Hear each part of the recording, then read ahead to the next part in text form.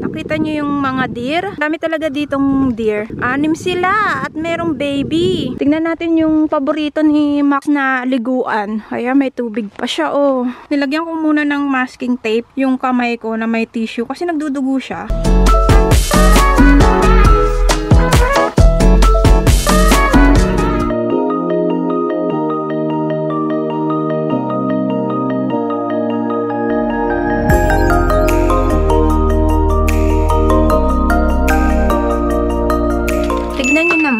April na, nag-i-snow pa din. Oh my goodness.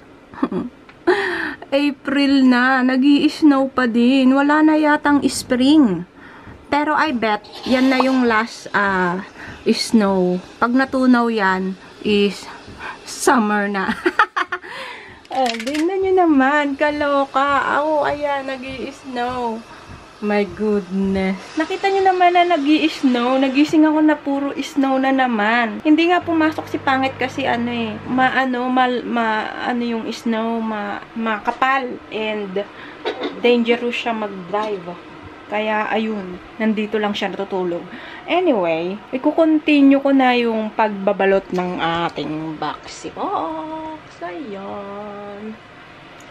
And tatapusin ko yung mga gilid. Pero before that is mag-aalmusal muna ako. Tignan natin kung gaano kataas yung snow. Para makapag-feel ako dito sa taas. Ayan, nagko-coffee lang tayo today. Ang maganda dito guys, ganyan siya oh, diba? May instant ano ka na, cappuccino. And after mo gamitin yung milk, meron siyang ganito, ipapaalala niya na linisin mo yung karape mo. So, pag nilinis mo siya, ilalagay mo lang itong parang knob dito sa nakalagay clean. Iaano lang natin. Lilinis. So, ganyan lang siya. Naglilinis siya. O, diba? Saglit lang naman siya. Dadaanan niya lang ng mainit na tubig.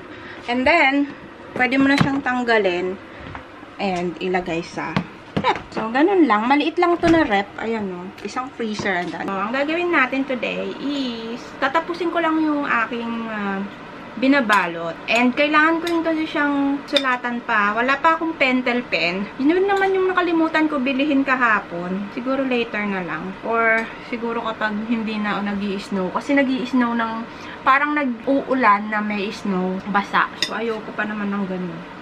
So, yun, tsakain muna ako. And, kailangan ko na rin mag-edit kasi wala na akong video sa YouTube. Baka matanggalan na ako ng monetization.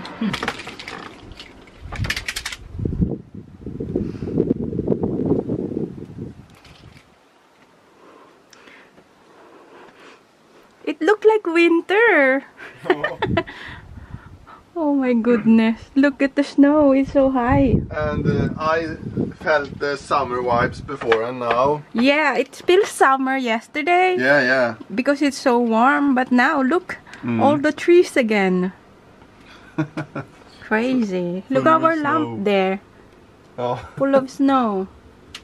It's snowing so hard. Ang taas ng snow, oh. Puro puti na yung makikita nyo. Diba yung bubong namin puro snow na. Oh, April na and nag-i-snow pa din.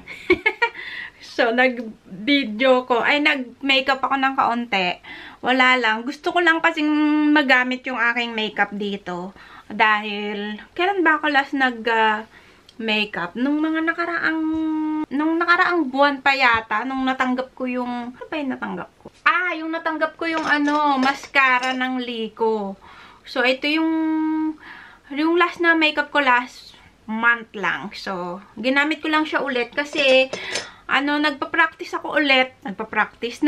Ginamit ko lang yung mga makeup ko para hindi naman siya masayang. At saka, kasi, may matatanggap akong, hindi ko pa sure, pero meron kasi kung bagong assignment sa Lico. So, foundation siya. So, kailangan ko siyang i-testing. Hindi ko pa naman siya natatanggap, pero kailangan ko mag-practice ng makeup. Kaya para, kapag natanggap ko yung foundation is, alam ko pa gumamit ng makeup. So, ito lang naman yung ginawa ko. Ito lang siya. Ganyan lang siya. And, yung ginamit ko dito is itong, Milani. Alam nyo, ito yung napanalunan ko last month. Last month ba? O nung January. Napanalunan ko to sa giveaways. And, maganda siya. Ito yung ginamit ko dito sa loob. Itong kulay, purple. Ayan, At saka maganda siya kasi glitters siya. Glitters.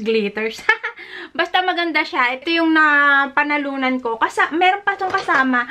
Ito. Yan. Ito din yung napanalunan ko. More on Milani. Ayan. Milani. Milani na makeup. So, ayan yung mga napanalunan ko. Tsaka ito. So, ayan. Napanalunan ko siya sa giveaways. Maganda rin kasi alam niyo yun, ko ng bagong makeup. So, maganda ba yung nagawa ko? Nangangating ilong ko. So, ito yung ginawa ko. Nagustuhan nyo ba?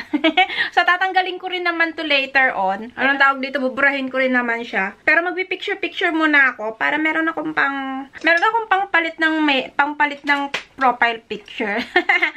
So, gagawin ko is hugasan ko pa tong mga pinagagamit ko. Alam niyo naman na kailangan nililinis nyo din yung mga gamit nyo, guys. Kapag nagme-makeup kayo, kailan nyo kailan nyo hinuhugasan yung mga makeup brushes nyo? Ako lagi ko siyang nilalabahan. I mean, kapag nagamit ko na siya, ayoko yung hindi ko siya hinuhugasan. So, hugasan ko na lang yung bukas. And, tapos na ako. Ayan na yung mga nagamit ko. Maganda ba yung ginawa ko? Parang masyadong dark dito compare dito, no? Pero okay lang yan. Ano lang naman, practice lang naman. Kasi tagal ko na rin nang hindi nag-makeup. Inano ko lang yung aking mga gamit. Kasi gusto ko nang ginagamit ko din siya. Ayoko naman yung nakatambak lang siya, diba? So, kailangan kapag meron kang gamit na makeup is lubos-lubosin mo. Me time. Ginagamit ko siya lagi. Ito yung natanggap ko nung Christmas kay Pangit. So, yeah, yun yung aking nagawa for today. So, magpi-picture muna ako, no? Para meron naman akong pampalit na profile pic. At saka kasi anong tawag dito? Kapag may natanggap ka na makeup, is kailangan gamitin mo rin siya para matesting mo kung talagang maganda ba siya kapag in-apply mo sa mukha mo. Kaya, yun ang aking ginawa for today. And, maganda ba? Buburahin ko rin yan. Alam niyo yung lipstick na to, maganda talaga tong lipstick na to. Color, parang pink siya na, hindi ko ma-explain. Pero para lang siyang lip gloss, pero maganda siya. So, magpi-picture muna ako, no, bago ko siya burahin, no. Nakikita nyo ba yung mountain na yan? Yung pinakadulo ng mountain na yon, doon banda yung beach. Doon kami banda naliligo ni Pangit. Kapag pumunta kayo, ayun yung dulo ng mountain. 'Di ba yung dulo ng bundok? Meron pang another dulo yung bundok. So, doon kami nagpupunta lagi kapag mag-swimming kami. Pero ayaw ko doon mag-swimming kasi medyo madumi yung tubig. Hindi naman totally madumi, pero maduming. Hindi ko trip doon maligo. Unlike doon sa pinaliliguan namin ni Pangit sa may Lead Shopping, doon maganda maligo kasi may sand. May sand din naman dito, pero kasi brown and ayoko yun maligo. Basta, yun yung favorite ko na place. Diba? Nakikita nyo yung mountain. Ayan, yung mountain. And sa kabila niyan is city rin. Not city, but town. Malaking town.